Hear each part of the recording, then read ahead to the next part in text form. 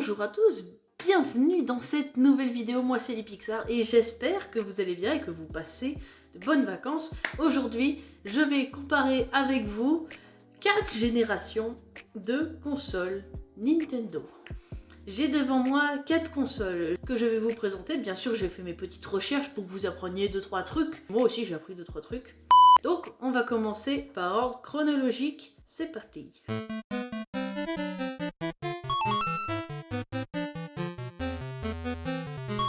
Nous allons commencer par ma Game Boy Pocket. Et elle est magnifique, en très bon état. Donc il faut savoir que j'ai fait mes recherches et les Game Boy, en fait, sont sorties entre 1989 et 1996. Et elles se vendaient à la base pour 90 €. Il faut savoir que cette version-là est 30% plus petite que la première version, donc celle-ci.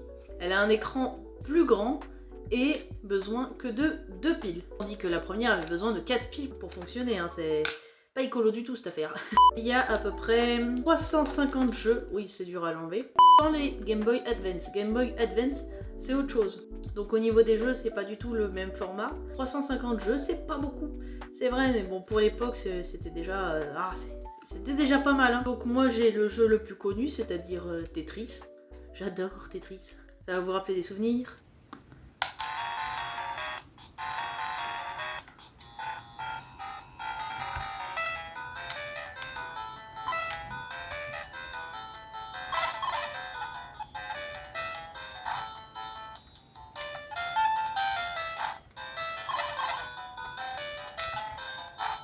Nous allons passer à la suite.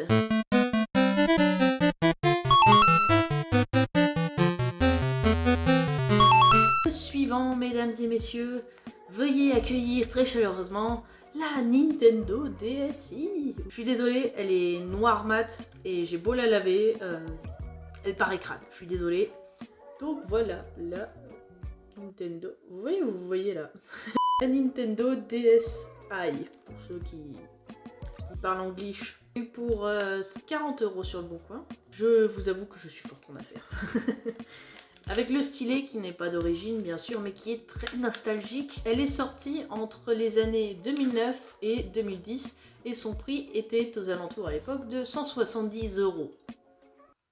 Ce qui est pas très cher comparé à la Game Boy, alors que là on a vraiment un petit bijou de technologie.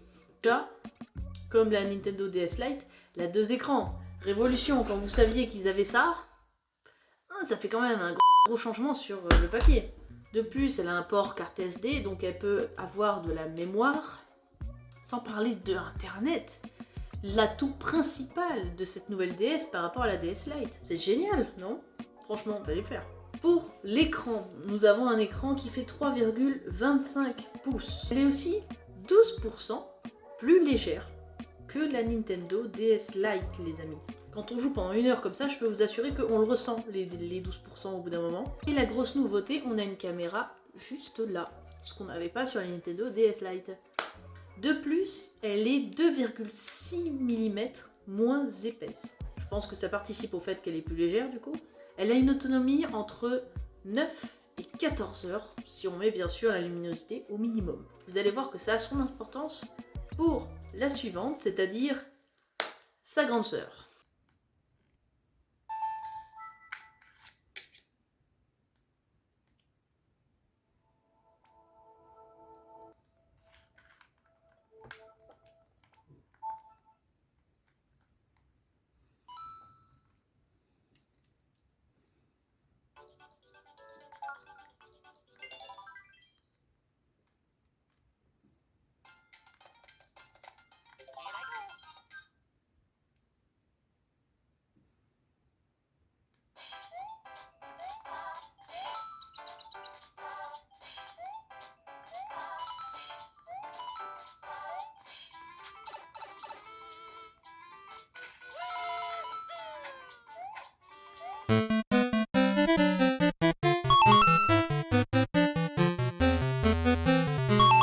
Je vais vous présenter sa grande sœur, la Nintendo DS XL.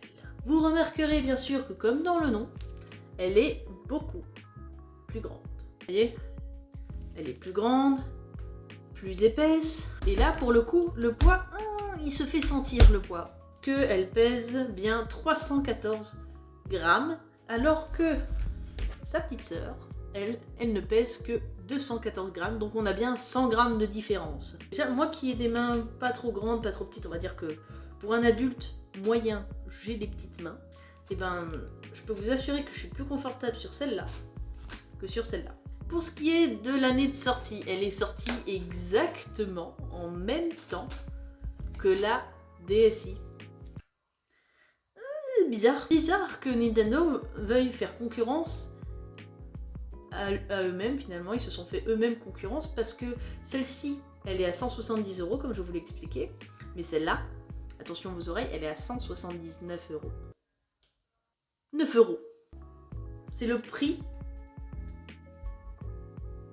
de la grandeur de ce truc. 9 €.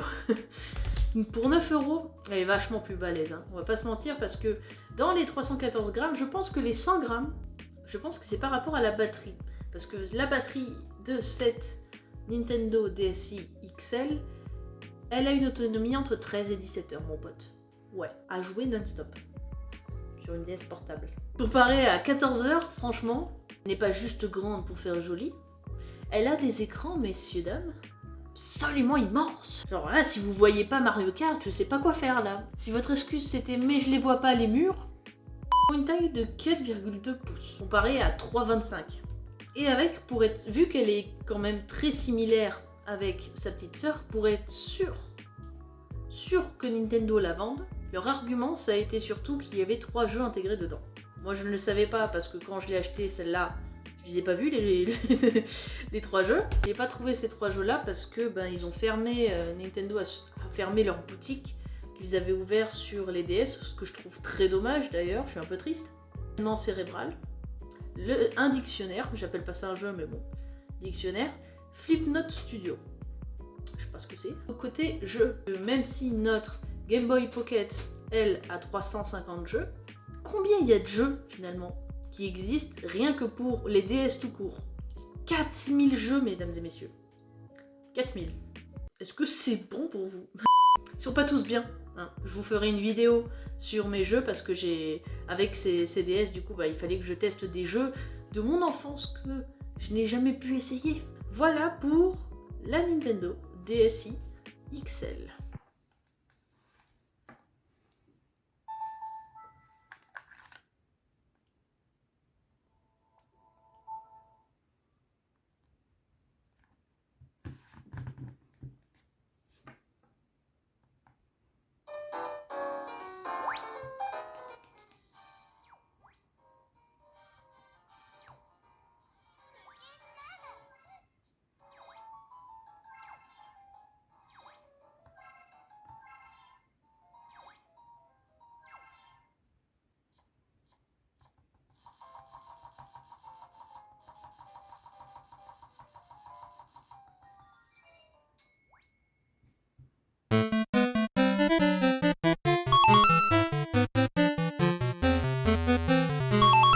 Maintenant à notre dernière console, sujet de la Nintendo Switch. Grande déception ou révolution?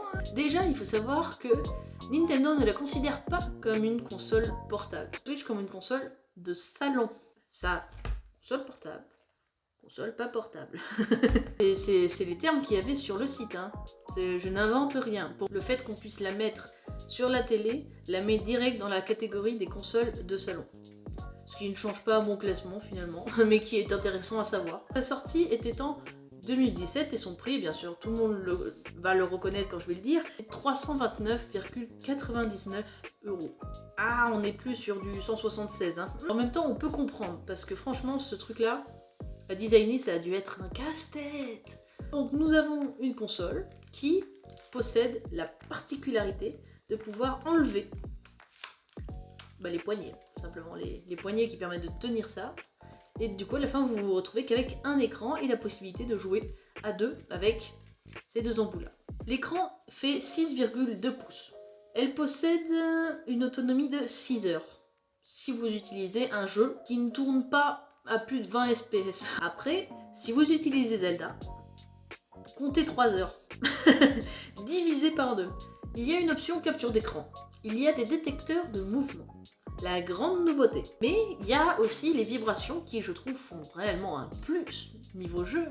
Par exemple, quand je lance un jeu de course, mais qu'est-ce que je suis contente d'avoir le mode vibration. J'ai l'impression d'être dans la voiture, c'est excellent, c'est génial ce truc-là. Je pourrais vous dire d'autres sur ce petit bijou. Il faut savoir que de ce que j'ai pu faire comme recherche, il est recensé que 3900 jeux sur la Switch, en comptant bien sûr à mon avis une bonne partie qui est téléchargée. Voilà pour la Nintendo Switch.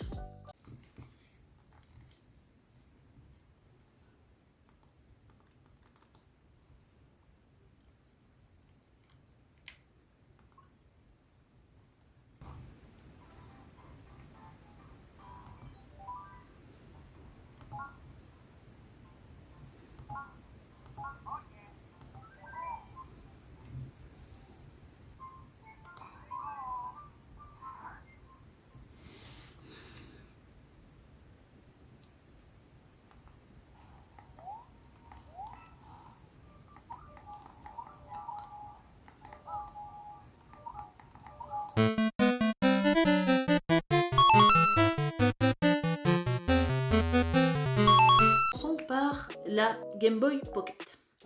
La Game Boy Pocket, faut savoir que ces jeux, aujourd'hui, à l'heure actuelle, en 2025, j'ai fait des recherches et les prix varient entre 8 et 50 000 euros. Mais ça, c'est normal.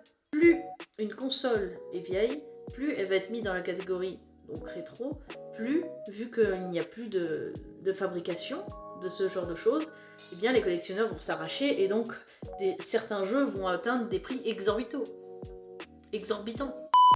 Peut-être que t'es triste. Peut-être que mon jeu va valoir 50 000 euros un jour. Donc voilà pour les jeux de Game Boy. Maintenant pour ce qui est des DS. Alors les jeux DS, vu qu'il y en a absolument énormément comparé aux jeux de Game Boy, si c'est considéré comme des jeux rétro, on peut en trouver encore entre 3 et 200 euros. Facile.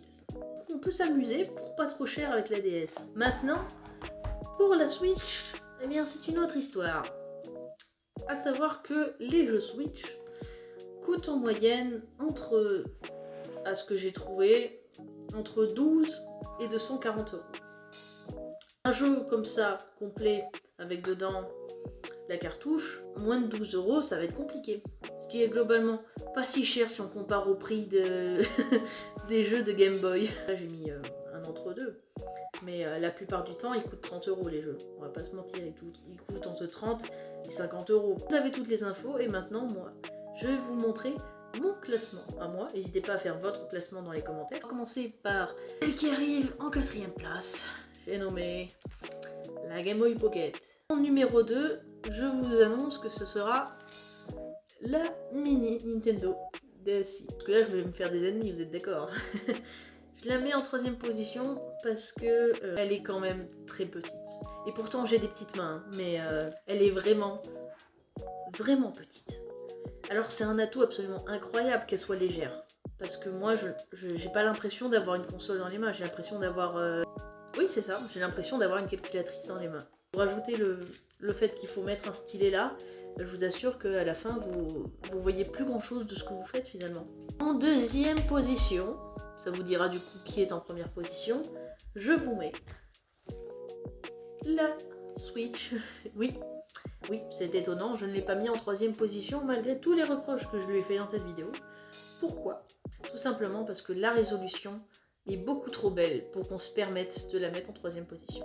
Je suis désolée, je sais qu'il y en a beaucoup qui vont me détester, mais même si elle est lourde, même si elle est moins ergonomique, même si la durée est très très petite par rapport aux 14 heures de la DSi, c'est dur à dire, hein, 14 heures contre 6 heures, ouh, ça pique un peu. Eh bien je trouve rien que le fait déjà d'avoir 2 nouvelles manettes en une, c'est déjà un plus énorme, parce que du coup on peut jouer avec 2 personnes sans rien du tout. Je la mets pas en 1ère position, parce que les temps de téléchargement, mais ils me gâchent un plaisir, mais un plaisir. Je démarre un jeu, je vais y jouer. Pas attendre la mise à jour qui dure 70 ans. Désolé, c'est mon voisin qui fait des travaux. Même si beaucoup de jeux sont proposés, ça reste quand même une console qui est lourde, qui prend beaucoup de place. Et je suis désolée, mais j'ai trop peur que cet écran meure un jour. Et ça coûte super cher aussi, attendez. Le prix, pour le même prix, vous pouvez avoir 1000 fois mieux. Comme par exemple notre console qui finit au classement, à mon classement du top 1, j'ai nommé la Nintendo DSi XL. Parce qu'en plus d'avoir une autonomie de 16 heures, on a déjà 4000 jeux qui sont largement à votre portée à partir de 10 balles. Plus de ça, il y a l'option stylet. Je l'ai pas dit, mais le fait d'avoir un stylet, c'est génial. C'est absolument génial. Parce que vous pouvez faire énormément de choses plus précises avec un stylet qu'avec votre doigt. Donc ça donne une idée un petit peu des possibilités. Le micro, où on peut souffler dessus pour par exemple envoyer des feuilles à son adversaire ou quoi, c'est absolument génial. Donc voilà, le grand gagnant de cette vidéo, c'est la Nintendo DSi XL. Je ferai une vidéo prochainement sur ma collection de jeux de DS, parce que du coup j'ai accumulé pas mal de jeux de DS. D'ici là, prenez soin de vous. De nouvelles vidéos arrivent, alors n'hésitez pas à vous abonner, à liker. Et on se retrouve pour de prochaines aventures. C'était les Pixar. Salut!